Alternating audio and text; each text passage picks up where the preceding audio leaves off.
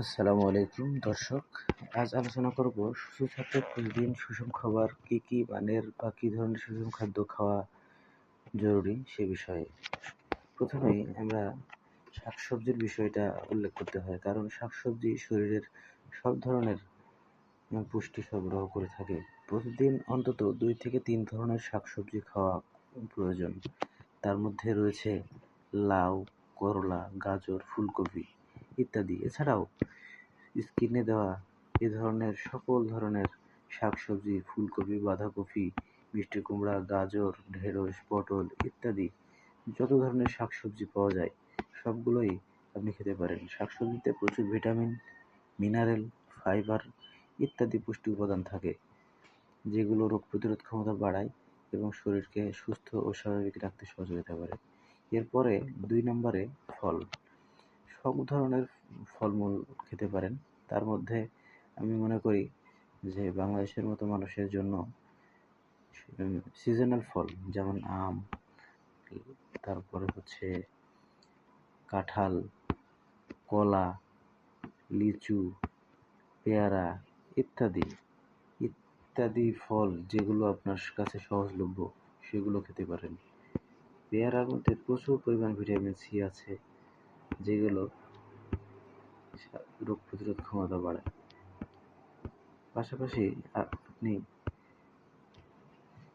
কলা খেতে পারেন। কলার মধ্যে প্রচুর ওমেগা-3 ফ্যাটি অ্যাসিড এবং কলায় প্রচুর ক্যালসিয়াম এবং ব্যাকটেরিয়া আছে, আমাদের শরীরে যে ব্যাকটেরিয়াগুলো প্রয়োজনীয়। শরীরের ভিটামিন ও এনার্জি বাড়াতে ফলমূল খুবই গুরুত্বপূর্ণ। এরপর আসি 3 নম্বরে কার্বোহাইড্রেট বা ভাত ও রুটির কথা। বাংলাদেশে ভাত ও রুটি প্রধান খাদ্য। ভাত না হলে আমাদের চলেই না। শক্তির জন্য খুবই দরকারি ভাত। পাশাপাশি আপনি ওটস খেতে পারেন। সম্ভব হলে লাল চালের আটার রুটি খেতে পারেন, যা প্রচুর পুষ্টিকর।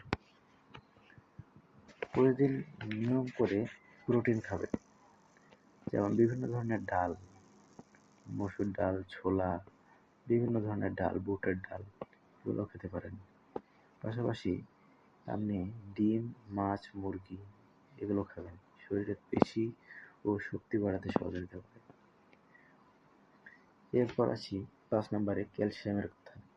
ক্যালসিয়ামের কথা বলতেই যার নাম সবার আগে আসে সেটা হচ্ছে দুধ। দুধ প্রচুর ক্যালসিয়াম সমৃদ্ধ খাবার এবং দুধে প্রচুর পরিমাণে ভিটামিন ও মিনারেল রয়েছে, যা হাড় মজবুত করতে সহযোগিতা করে, শিশুর গঠনে সহযোগিতা করে ও মায়েদের জন্য খুবই প্রয়োজনীয়। এরপর আসছে ফ্যাট। ভালো মানের ফ্যাট খেলে স্বাস্থ্য ভালো থাকে, আর এর জন্য ন্যাচারাল ফ্যাটই সবথেকে উপদেয় ও প্রয়োজনীয়, যেমন বাদাম, তিসি, চিয়া সিড ইত্যাদি ইত্যাদি খেতে পারেন।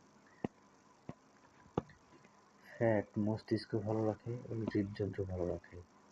এরপরে 7 নম্বরে হচ্ছে পানি। প্রচুর পানি খেতে হবে। পানি শরীর থেকে সকল ধরনের পয়জন বের করে দেয়, শরীরকে ডিহাইড্রেশন থেকে বাঁচায় এবং ব্রেনের কার্যক্ষমতা ভালো রাখে এবং স্বাভাবিক রাখে। যে সকল খাবার কম খেতে হবে তার মধ্যে হচ্ছে তেল এবং ভাজা পোড়া একদমই খাওয়া যাবে না। চেষ্টা করতে হবে ফাস্ট ফুড থেকে দূরে রাখতে। চিনি কম খাবেন এবং কোমল পানীয় বর্জন করবেন। অতিরিক্ত লবণ খাওয়া যাবে না।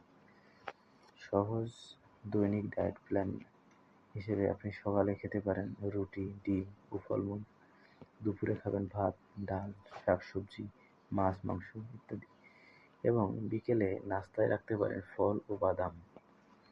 রাতে হালকা ভাত, রুটি, সবজি ও প্রোটিন খাবেন। মূল কথা, আপনার খাবারে বৈচিত্র্য থাকতে হবে।